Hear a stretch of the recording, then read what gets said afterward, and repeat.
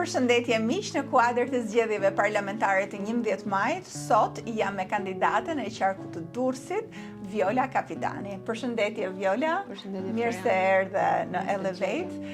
Më duhet ndaj përpara se të fillojmë historinë e Violës edhe një histori personale. Unë kam takuar Violën së fundmi në fushatën që kemi bërë në Durrës përpara primareve dhe kemi krijuar edhe një miqësi bashk.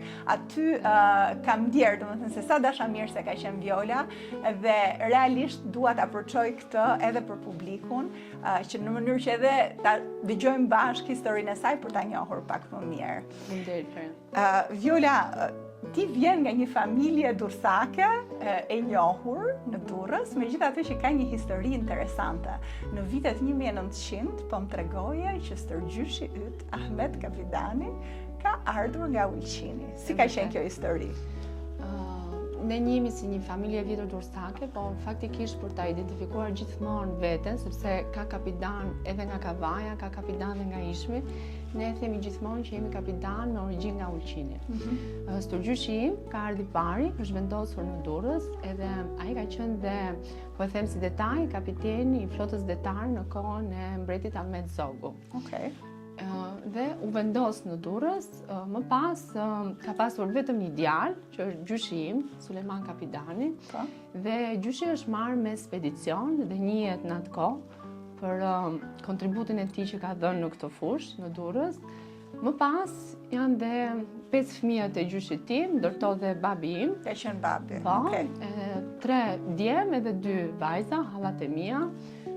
Dhe gjithmonë në Durrës, në qytetin e Durrësit? Gjithmonë në Durrës. Dakor. Një detaj i vogël është që në kohën e luftës, pushtimit italian, gjyshi ka qenë stërgjyshi atletar shumë, dhe ka qenë një anti-italian dhe është vendosur në atë kohë në një fshat të Durrësit në Shqinë Vlash. Okej, po. Në atë kohë. Pastaj janë rikthyer përsëri në Durrës. Megjithatë ka dhe një element shumë interesant me Ismail Qemalin, Po, që po më po, tregoje. ania e stërgjyshit tim e ka zbrit Ismail Qemalin kur ka qenë koha që të shpallej pavarësia. Për të firmosur Po, pavarësinë. po, Wow.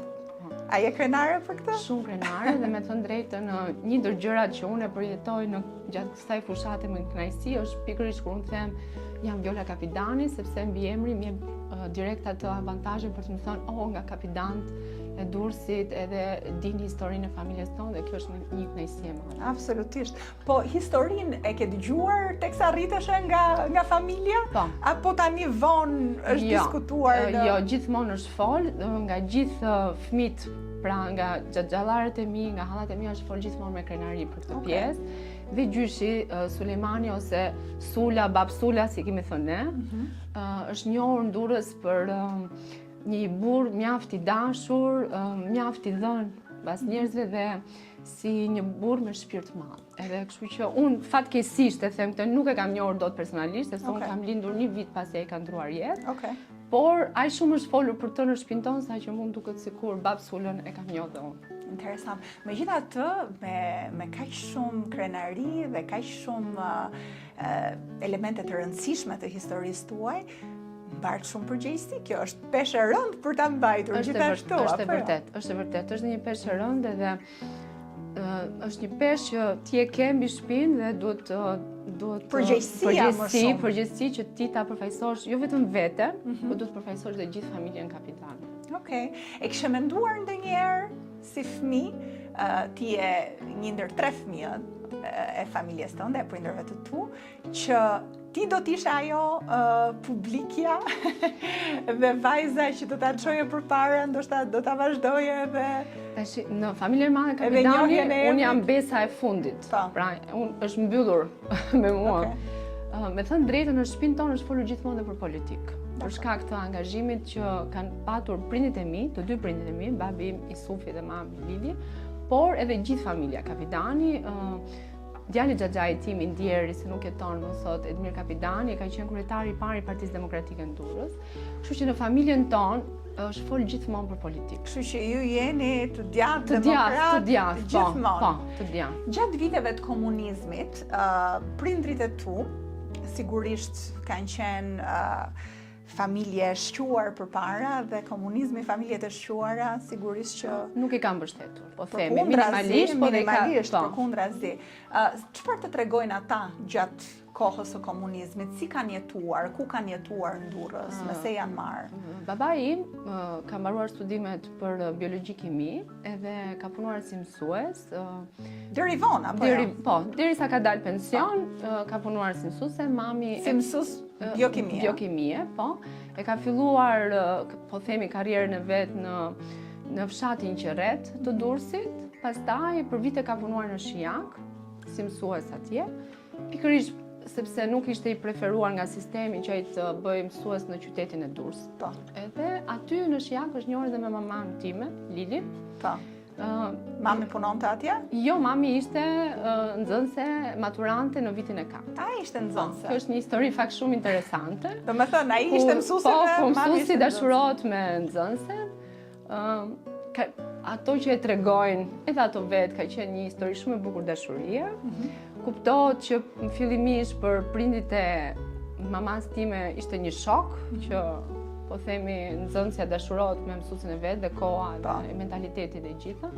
Por një histori shumë e bukur dashurie ka qenë gjithmonë frymëzim dhe për ne. Unë i kam takuar në një aktivitet prezantimi të kandidatëve në Durrës dhe më kam bërë shumë përshtypje sepse ty të shikonin me shumë krenari. Megjithatë duhet thënë që ata të kanë bërë ty në një moshë më të vonë, pra ti ke lindur goca pleqërisë, Goca pleqërisë, po, me një diferencë nga motra dhe vllai. Me një diferencë të madhe nga motra. Me motrën 12 vite, me vllajin 8 vite dhe unë po të themi kam qenë çik si e përkëdhelura e shtëpisë. Si ka qenë të rritesh me një motër 12 vjet më të madhe, sepse unë e shoh tani që motra është vazhdimisht me ty në fushat, të përkrah gjithmonë, por mbështetja ime më e madhe, krahu im i djathtë. Por ta kishe motrën 12 vjet më të madhe, nuk është se ju kanë lidhur shumë gjëra në fëmijëri, besoj apo jo? Çuditërisht na kanë lidhë gjithmonë. Okay. Se motra, si më thënë, për mua ka qenë një prind i dytë, për mua dhe për vllajin tim. Për shkak, po themi, të angazhimeve, punës prindërve, më pas kur u kthye sistemi, prindit janë marrë thash dhe me politika, kanë qenë pjesë e strukturave, kanë qenë gjithmonë, po themi, të angazhuar aktiv. Aktiv. Motra ka qenë ajo që është kujdes për ne. Okay. Edhe unë kam qenë gjithmonë përdore mas të motrës. Edhe kështu që kemi qenë gjithmonë të lidhura. Me vllajin? Edhe me vllajin e njëjta gjë. Të tre ne kemi qenë shumë të lidhur. Unë t'rregoj një histori interesante këtu. Thash kur prindit punonin gjatë ditës dhe mbazite vinin në shtëpi dhe vrap duhet shkonin se kishin një mbledhje në parti ku diun, ne rinim gjithmonë të tre bashkë, edhe kemi kaluar kohën shumë me njëri tjetrin. Po themi një nga ato momentet tona, po e përmend, ishte kur vllai ka pas dëshirë të binte kitares, motra ka pas një dëshirë për të këtnuar. Unë kam qenë gjithmonë balerina në shtëpi.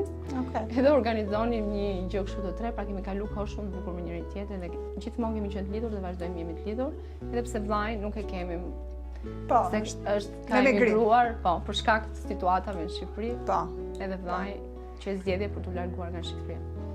Ndërkohë si ka qenë të rriteshe nga prindër të angazhuar me politikë, vazhdimisht në aktivitete politike, dhe ju keni qenë të tre bashkë fëmijët, po ndërkohë çfarë ju kanë përçuar prindrit? Kanë pritur ata që edhe fëmijët e tyre ju në këtë rast ishit të angazhuar ata vazhdonit aktivitetin? Jo, me të drejtën se ato nuk e kanë bërë gjithmonë për kontribut, po jo për karrierë. Edhe nuk na e kanë ushqyer këtë që ta vazhdonim dhe ne. Dakor. Ke unë ka ardhur ndoshta duke qenë më e vogla, edhe ndrimi i sistemeve më kapi vetëm 5 vjeçe. Ndoshta unë u rrita me atë frymën dhe kisha shumë interes për dëgjuar gjithmonë bisedat e tyre politike.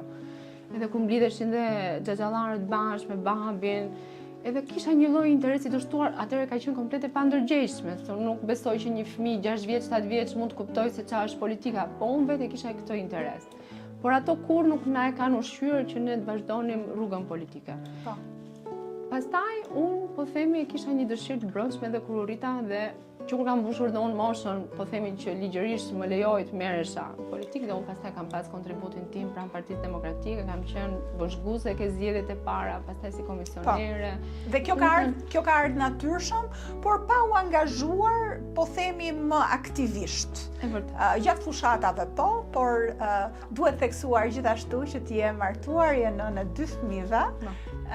Dhe fëmijët e tu tashmë vajza është më e rritur. Po, 12 vjeçe. Është 12 vjeçe. Po, djali 7. Okej. Dhe ti ke qëndruar me ta, i ke rritur vetë, ke studiuar për mjekësi veterinare, apo jo? Por përgjithsisht kohën tënde ja ke përkushtuar fëmijëve. Ka qenë zgjedhje kjo bashkë me bashkëshortin? Atëre, ti jemi sinqert, fillimisht nuk ka qenë zgjedhje. Pra, unë e mendoja veten si Viola që do ishte në karrierë. Dakor. Fillimisht nuk ka qenë zgjedhje. Rrugës u bë dhe zgjedhje. Në ç'kuptim? Unë kam punuar në Autoritetin Kombëtar të Ushqimit për shkak të disa situatave u shkëputa aty dhe sapo e kisha kriju familjen time të re me bashkëshortin. Ishte po themi një shok emocional që ndodhi kjo tek unë, shkëputja nga puna, pra nuk ishte një përjetim i mirë dhe ndodhi edhe që mbeta shtatzan me vajzën. Po shkëputja erdhi sepse mbete shtatzan apo? Jo, nuk erdhi. Okej. Ishte një shok emocional, tash unë e shija veten ndryshe, më pëlqente në atë kohë profesioni im, pra zgjidhja që unë kisha bërë, doja të punoja, doja të kontribuoja në profesionin tim. Ndodhi edhe që mbeta shtatzan. Okej. Dhe pjesën e shtatzanisë e kam shiju totalisht ashtu si një grua shtëpiake që kujdeseshin gjithë për mua. Pastaj rrugës tash u bë dhe zgjedhje. Domethënë lindi ajo ndjenja e mëmësisë lindi më fort ke unë, por që unë të isha sa më pranë vajzës time, të kujdesesha, të rritesha, e kisha dëshiruar shumë një vajzë, gjithmonë lutesha që fëmia ime i parë të ishte vajzë, nuk e di pse e kisha këtë, Zoti ma plotsoi këtë dëshirë. Dhe u lidha vetë shumë shpirtërisht pastaj me gjithë këtë gjë. Edhe u tentova 2-3 herë ta shkëputja vajzën, por sa e kam çuar në qerë dhe jam tërheq për 2 javë, do vazhdoj ta rris vetë. Po. Dhe kështu ndodhi dhe me djalin. A ke qenë e kënaqur me këtë zgjedhje? Shumë e kënaqur. Okej. Shumë e kënaqur sot ja shoh benefitet kësaj, gjë që kam bërë, raportin që kam me fëmijët, raportin e ngushtë që kam me të. Vlerat detyrimisht janë përçuar duke ndenjur sa më pranë tyre. E vetmja gjë që po themi është e met në këtë, është lidhja pastaj që ka vajza, sidomos vajza me mua. Pra ajo akoma nuk ka këtë pavarësisht shkëputjen totale nga unë. E vetmja. Po.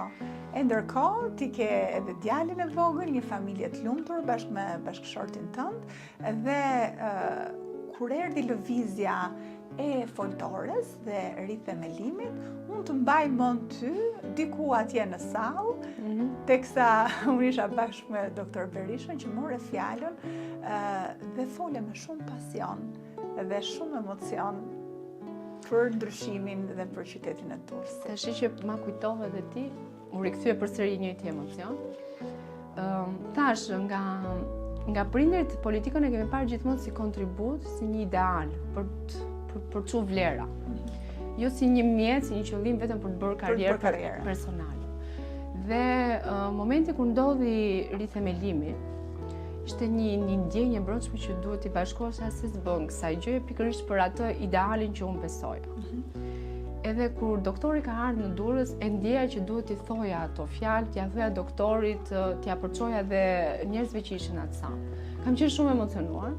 Tash dhe kur e kujtoj sot, më përshtet njëjtin emocion. Dhe madje këtu, me që është rasti, më ke treguar dhe një histori që prindrit ishin disi të dyzuar që ti të vije aty dhe të mbështesje rithemelimin, sepse atëherë sigurisht demokratët një pjesë e tyre etiketoheshin dhe si anti-amerikan. Po, kjo ishte gjithë. Prindrit përveç se po themi që në fakt s'kanë qenë kurrë. S'kanë qenë kurrë, përveç se ta atashuar gjithmonë pranë Partisë Demokratike, duhet të thënë kjo kam qenë dhe fan të doktor Berishës, gjithmonë, pra. E kanë lidh gjithmonë Partinë Demokratike me doktor Berishën. Dhe ai momenti kur lideri i tyre historik, kur ato kishin dhënë gjithë këto vite kontribut, po shpallej si një anti-amerikan, edhe për to ishte një far shoku dhe nuk po dinin se ku duhet qëndronin.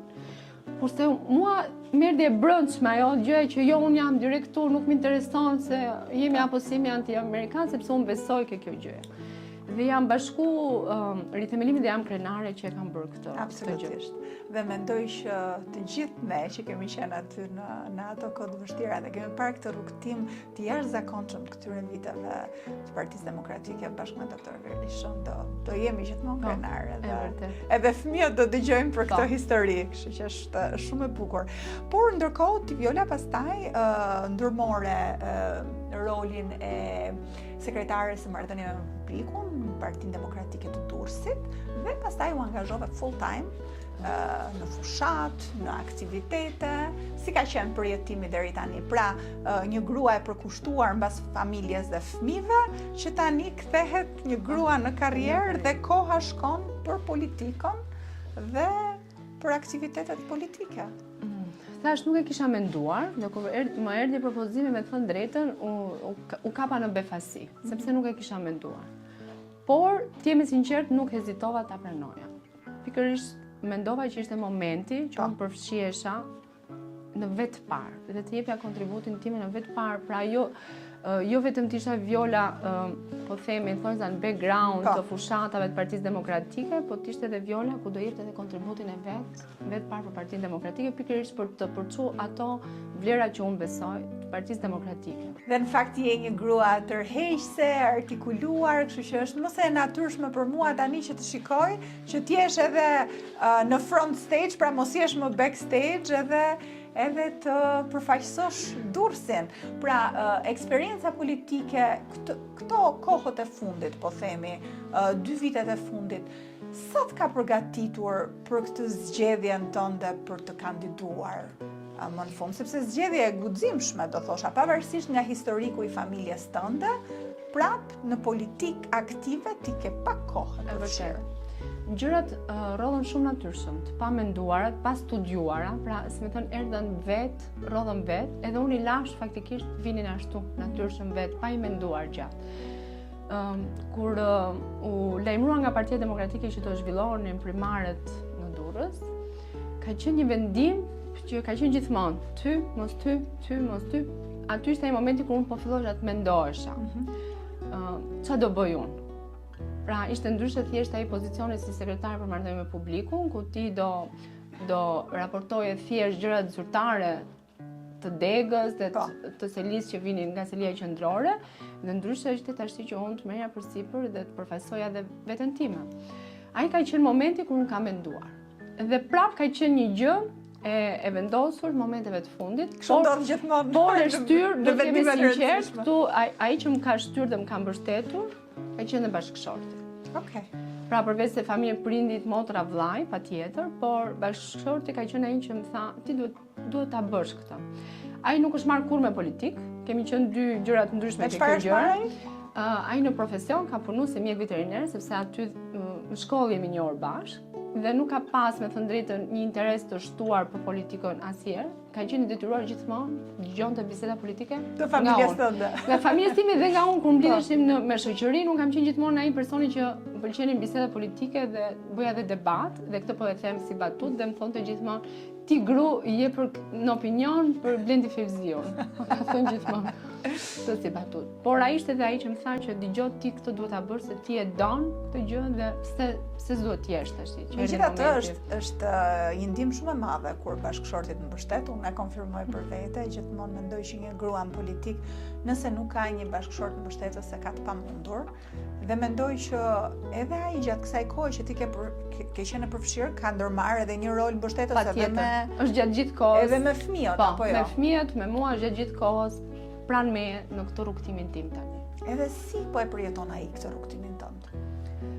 Thash, për atë është një gjë komplet e panjohur, qose për mua ishte diçka e njohur, politika për atë është komplet e panjohur, por është komplet i përfshirë dhe ai emocionalisht me këtë gjë, kështu që ai po e bën njësoj si unë, po themi, është në çdo moment edhe po shkon mirë edhe kjo gjë, pra asgjë s'ka ndryshuar, po themi, midis nesh me këtë gjën e re që ka ndodhur. Edhe kjo është gjë e mirë. E ke shijuar Viola gjatë këtë kohë intensive të marrjes me politik, apo ka qenë e vështirë dhe i ke thënë vetes po ç'mund desh tani që ta prishja rehatin tim? Ti me sinqert, momentet e para që u shpalla si kandidate dhe po themi filloi direkt fushata se s'ke shumë kohë, duhet ishte në momentet e para ishte pak kjo, o Viola ti ishe shumë mirë, ç'tu desh kjo.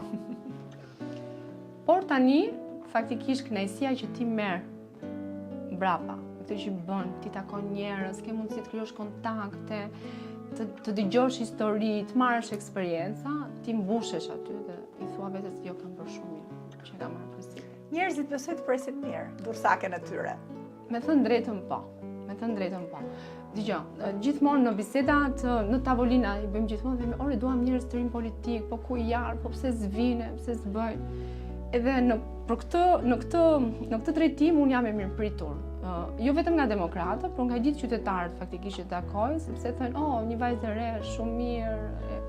Por kuptohet që njerëzit kanë edhe një farë pakënaqësie me politikën tonë në këto 35 vite, po themi tranzicion politik, se unë them ne jemi akoma në një tranzicion politik. Fatkeqësisht. Dhe ky është ai momenti kur njerëzit thonë, "Okej, ti je re, ti po, por ne kemi mosbesim sot për politikën, dhe ti ç'a do bësh ti ndryshe, ç'a ke forcë ti për të bërë, ç'a mund të ndryshosh ti." Dhe unë faktikisht i them, të lutem mos më paragjykoni, votoni dhe më gjykoni për atë që unë do jem nesër. Dhe kjo është ai momenti i vështirë ku ti duhet të hysh në bisedë me njerëzit dhe ti mbushësh mendjen që jo, gjërat do ndryshojnë. Me njerëz të rinj politik, me frymë të rinj politik, gjërat do ndryshojnë. Po çfarë ka qenë për ty sfiduese dhe surprizuese kur je futur në politik? Pra, është pak a shumë në përputhje me pritshmëritë që ke patur, apo të ka dalë diçka jashtë pritshmërive, për sa i përket menaxhimit të situatave? Nga ana personale, unë kam qenë mirëpritur me thënë drejtën në këtë rrugë. Pra kam pas njerëz fatmirësisht që figurën time e mbështetën. Po Viola duhet të jetë, po Viola duhet të jetë, po Viola duhet të jetë. Dhe nuk në këtë ndje me fat, me thënë drejtën. Sepse historitë të dëgjuara thonë jo, se kjo është një rrugë e ashpër, nuk të duan. Konkurenca mrena llojit, e nuk e di histori kështu. Mirë, po, kjo nuk shprehet me qytetarët. Qytetarët janë shumë të lumtur të shohin një vajzë pa kosto politike vetëm me kontribut. Po, këtë e them në ambientin ton. Pra, edhe në këtë gjë unë kam qenë me fat, të jem e sinqert. Pra unë jam ndjerë e mbështetur. Kështu që deri tani nuk shoh të kem, domethënë nuk shoh një gjë që të më ketë surprizuar, ta kem menduar ndryshe dhe më doli ndryshe deri në këtë momente. Nuk e di ç'do ndodhi më vonë. Po, sigurisht. Megjithatë, unë mendoj që ky është një shembull pozitiv të një gruaje të re që vendos të futet në një fazë tjetër të jetës, pra jo që fëmijë, jo që e vogël, dhe unë kam pasur gjithmonë këtë bindje, madje edhe unë përmes shembullit tim gjithmonë kam dashur që gratë reja që ndjekin këtë model, hajde se u fut Viola, u fut Floriana, u fut dikush tjetër, ndoshta po e provoj dhe unë. A ka patur gjatë fushatës tënde interes për t'u përfshirë në politik nga njerëzit që ke takuar, ose vajza ose gra që ke takuar? Kur takoj vajza dhe gra, gjëja e parë fakt që i them, të lutem përfshihuni. Pra mos u ankoni, po përfshihuni. Në momentin që ti përfshihesh në vetparë, atëherë ke mundësi të ndryshosh. Në momentin që ti rrin gjithmonë e tërhequr, ankohesh, po s'bën dot asnjë gjë. Dhe gjithmonë vajzave, sidomos vajzave të reja, kur më thonë jemi studente, punojmë, i them, lutem, hajdeni, përfshihuni.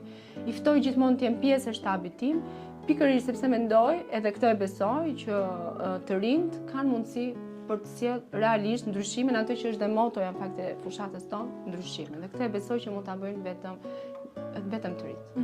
Si është një ditë e jotja në fushatë tashmë? Zgjimi është më i hershëm se çka qenë, të jem e sinqert. Fillon 6:30, duhet përgatiten për vete, të bëj fëmijët gati për shkollë. Pra fëmijët gjithsesi ka me fëmijët është aty s'ke çaj bën. Patjetër. Biles me që gjirasin du t'i kërkoj ndjes, ndoshta sepse nuk jam aq prezente sa që kam qenë, dhe ato e ndjejnë faktikisht.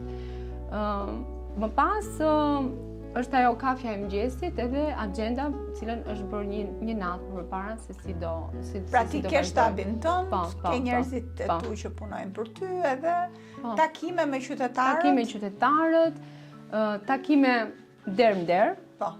Edhe fakt ndjesia më e bukur është kur ti shkon në një troket te dera e qytetarëve. Si të presin? Ata hapin derën? E hapin. Do të them një gjë interesante. Unë po themi si administrim politik kam lagjet e qytetit të Durrësit. Po lagjet qytetit quhet për shembull dhe lagja 18, quhet dhe lagja 16, quhet dhe lagja 12.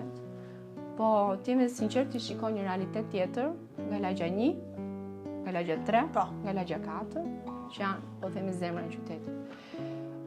Në këto lagje, faktikisht ti ke njerëz që shohin ke syri dhe nuk ta hapin derën. Po themi ke lagjet ke zemra e qytetit, pra aty, si me thënë, vota ke ato është më personale dhe nuk kanë dëshira të ta transmetojnë fare këtë lloj vendimi që ato kanë marrë. Ndërsa në këto lagje që përmenda 16-ta, 18-ta, 12-ta, janë lagje kur i troket ke dera, hapin derën dhe kanë një dëshirë aq madhe të flasin. Presin nga ty, shohin dritë syrit çfarë do t'i bësh ti aty, çfarë do t'i premtosh, çfarë mund t'i rregullosh. Dhe ky kontakti është shumë i rëndësishëm. Motra jote dhe ti keni zgjedhur që të qëndroni në Shqipëri, vazhdoni ende jetoni në Durrës, nuk keni emigruar, ndërkohë që vllai ka zgjedhur ndryshe me familjen e tij. Nuk ka qenë asnjëherë në mendimin tënd të iki nga Shqipëria, po ke qenë rehat gjithmonë? Asnjëherë. Okej. Që kur kam qenë, po themi, 18 vjeçë maturante, ishte koha kur ishte moda ku maturantët zinin të studionin jashtë dhe Italia ka qenë një ndër vendet brezi im e preferonte jashtëmasin. Nuk e kam menduar asnjëherë me thënë drejtë. Nuk e di pse, këtë nuk di të ta them, po ka qenë gjithmonë një dëshirë, ndoshta për faktin që kam qenë gjithmonë shumë e lidhur me familjen. Ndoshta, kjo, pra nuk e kam parë kur veten larg prindërve, larg motrës, larg vllait, domethënë isha shumë e lidhur me ta. Kam preferuar gjithmonë, po edhe kur jam njohur me bashkëshortin tim, ka qenë një taj gjë dhe nga ai. Pra ishte një pikë ku na lidhte të dy. Pra asnjëri nga ne nuk e mendonte që të largonim. Dhe po të them, momentet e para tonat nuk kanë qenë momentet më të bukura, si çdo çiftet e reja, familjet shqiptare me vështirësitë e veta, ku ndoshta emigrimi mund të ishte një zgjidhje për të përmirësuar diçka në jetën tonë, por jo, as ai as unë nuk e mendonim që jo do ta gjenim zgjidhjen këtu në vendin tonë edhe do bënim maksimumin këtu për veten, për familjen tonë nesër, ndoshta edhe për vendin, për të dhënë një kontribut tonë. Dhe unë jam e bindur që edhe këtë luftë që ne po e bëjmë për fëmijët tanë, edhe që ata ta kenë Shqipërinë vendin e mundësive dhe mos ta shohin më si brezi ynë që e ka parë gjithmonë me dyshim, a duhet qëndroj, a duhet iki. Vajza jote të ndjek në fushat apo qëndron më ndjek? Personi që është më pak dakord ndoshta për vendimin tim është vajza. Pikërisht tash sepse ajo akoma nuk e ka krijuar këtë shkoputje nga unë, është tej mase lidhur me mua. A flet me të? Ja shpjegon? Flas, ja shpjegoj. Madje i them dëgjoj do të përfshi dhe ty do ta mbush mendjen. Por e ka pak të vështirë. Djali është më neutral. Është më i vogël. Është më i vogël, ndoshta edhe se kupton, por ajo këtë mungesën time faktikisht e ndjen edhe netët e saj janë zgjatur njësoj si të mijat, pasi ajo më pret mua derisa të më përqafoj, të më tregoj ç'ka ndodhur gjatë ditës, ta zej gjumin me mua. Domethënë, ky është, po themi, përjetimi emocional më i vështirë për mua në këto momente në fushat. E di kisha një bisedë më përpara me një nga kandidatët ku flisnim për rolin e gruas, se si gratë duhet jenë të barabarta me burrat, por këtë i thash që gratë nuk mund të jenë asesi të barabarta me burrat, sepse pesha e familjes, e fëmijëve, edhe ndjenja e fajit, besoj që është brenda, nuk të çliron kollaj. Është e vërtet, është një ndjenjë faji, e the shumë saktë. Dhe mendoj që është një sakrificë e madhe për gratë në politikë, por sakrificë e nevojshme. Sakrificë e nevojshme sepse asnjëherë nuk duhet vendosin burrat për gratë duhet jenë vetë aty që të vendosin për veten e tyre, dhe unë të përgëzoj shumë për këtë rrugtim tëndin, për guximin tënd që ke ndërmarrë, dhe të uroj sa më shumë sukses. Faleminderit Florian. Dhe fitore. Faleminderit, ishte kënaqësi, u ndiva shumë mirë, u ndiva shumë ngrohtë. Bashkë jemi mike, ndoshta edhe për këtë arsye biseda ishte shumë e ngrohtë. Falenderoj shumë. Sukses.